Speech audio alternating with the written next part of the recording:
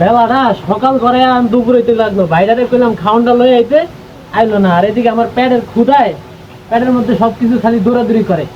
এ গেলি কনে, খাওয়ান লয়ে আয়।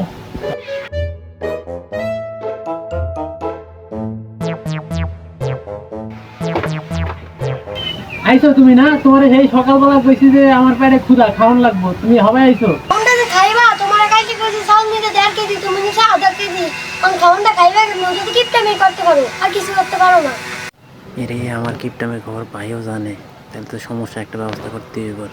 আরে না ভাই, তুমি কি কও? মুই তো চিন্তা করছি যে তুমি আর আমি আজকে ওই গঞ্জে যাইয়া বিরিয়ানি খাবো, আনে এই জন্য তো মনে করো চাল কম দিছি কালকে। উল্টা পাল্টা বুঝছো না, বেবাকে বোঝে দেখে কি তুমি ওইটা বুঝবা? হাসাই কি তুমি বলে বিরিয়ানি খাইবা? বিরিয়ানি কিনে মুই গত 5-6 বছর হয়ে গেছে। চলো দুবার মিলিয়া বিরিয়ানি খাইয়া চলো। আর তাই চলো ভাই দুজনে খাই আহি।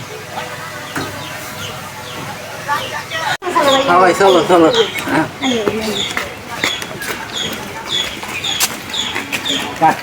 ওমা কি আছে?